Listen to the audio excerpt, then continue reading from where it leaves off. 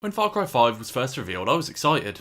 I was disappointed with Far Cry 4 for its main antagonist not living up to Far Cry 3's Vars, despite the heavy marketing around him. So when Far Cry 5 announced it would feature a fanatical Christian cult, I was all for it. But does it really meet the hype? I love you, Jesus. I want you to walk with me. I take good care of your baby. Call you my... Far Cry 5 puts you in Hope County, Montana. The game opens with you, a deputy, and some fellow officers attempting to arrest the father, the leader of a heavily armed doomsday cult. Obviously, the plans to arrest him go south as the cult fights back, kidnaps your fellow officers, and forcibly takes control of Hope County. Thus begins your journey to kickstart a resistance and free Hope County of the cult. The problem is that, despite the new location, Far Cry 5 suffers from the problems that Far Cry 4 had. We've seen this all before. It's still just coasting off how great Far Cry 3 was. The entire game just feels like Far Cry 3 with some new tricks that don't really change how the game works. The big one is the new Guns for Hire system, which provides NPCs that are supposed to help in fights, except most of them are bloody useless. All they do is run out into the open and get killed. There's also Fangs for Hire, free animals that can follow the player around and help. Except most of them don't really help either. Look, I get that everyone loves dogs, but Boomer is by far the worst boy I've ever encountered. He has this great skill to sniff out and mark enemies for you, which would be super useful in stealth. Except he has this awful habit of running out into the open and barking at enemies like my brother's pug when we take him out for walks. The only NPC that was actually helpful in the end was a bear, called Cheeseburger, because at least he'd kill enemies. The rest of them did nothing except get downed and force me to go and revive them constantly. And even if Boomer was calm and useful, the stealth still seems weirdly messed up. I mean, in Far Cry 3 it was kind of weird that when you killed someone and they made a ton of noise, it didn't alert anyone unless they saw it. But in Far Cry 5, you can silently kill someone isolated from the rest of the enemies, and yet everyone just goes crazy. They run around and shout like children. So because of this, stealth just becomes significantly more difficult, because they're all clearly connected by some sort of telepathic bond. And in the end, it just doesn't feel worth it when I can just have my best friend Cheeseburger the bear run around and maul all the cultists easily. But this leads me into one of my main problems with Far Cry 5. It's incredibly inconsistent in its tone. On the gameplay side, it likes to get crazy and silly, like how you can spear throw shovels at people. It's absurd, but it's utterly hilarious, to the point that the game's inconsistent stealth enemy behaviour became almost tolerable when you're throwing shovels left, right and centre.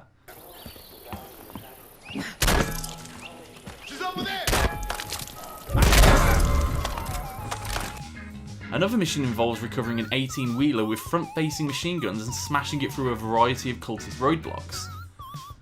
When the game gets really crazy, it's really fun, but the problem is it has to bog you down with its inconsistent tone. And Far Cry 5 can't decide if it wants to be crazy and funny or try to make bad statements on religion and politics. What you get is inconsistent storytelling, because every region is basically a self-contained story.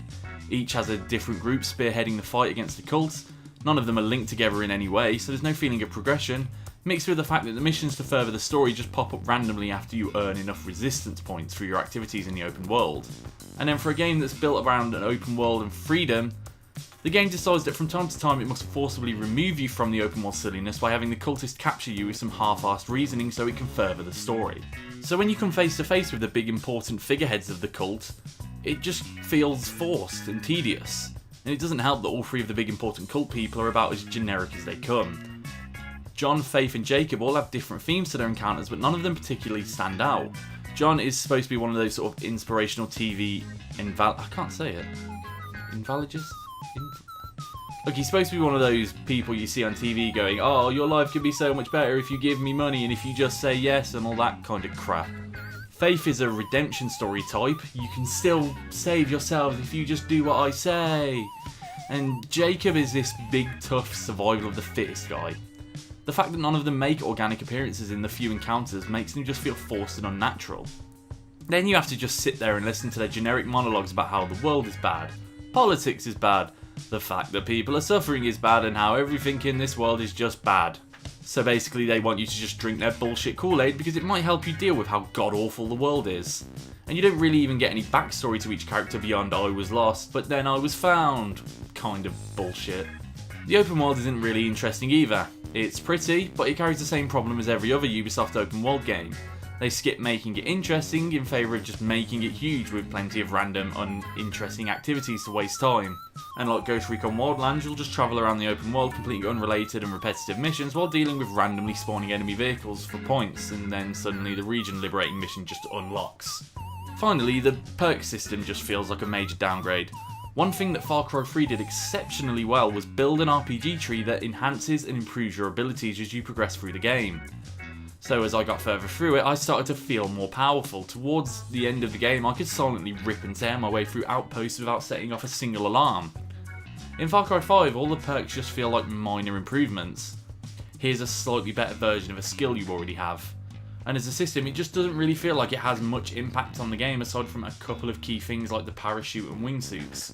And sadly, Far Cry 5 ultimately leads to a rather flat finish. The father of the cult makes roughly 4 to 5 appearances in the game before the final mission, which tries to blindside you with an unexpected ending that fails to impress. Because by the time I'd reached the ending, I was just so bored of the story that I just was doing it to make sure I'd seen my way through the game for the sake of the review. On the other side is Far Cry Arcade, the latest evolution in the game's map designer.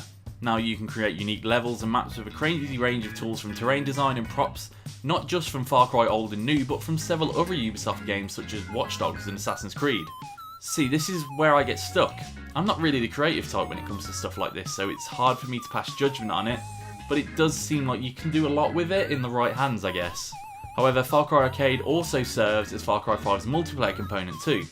Players join lobbies and vote on which custom-made maps they want to use for a game. All in all, it seems fine. I mean, there's nothing particularly special about it yet, because it seems like it'll be more dependent on the quality of custom-made content that the players create for it. So it's nothing special right now, but maybe down the line we'll start to see some crazy custom modes that gave games like Halo such memorable experiences like Griffball or Speed Halo. Ultimately, Far Cry 5 seems like a game that wanted to aim high, but fails. The cult known as Eden's Gate feels like a missed opportunity.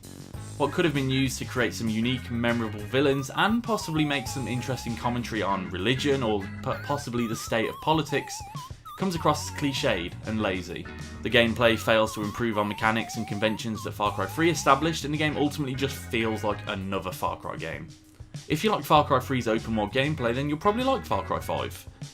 If you were hoping for something strong from the story or exciting new changes to the formula, then you're going to be disappointed.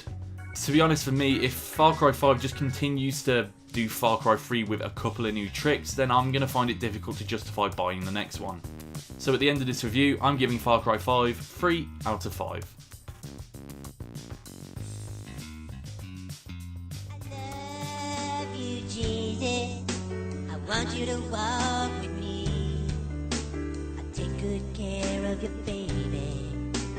Call you my baby, baby. You died for my sins, and you know that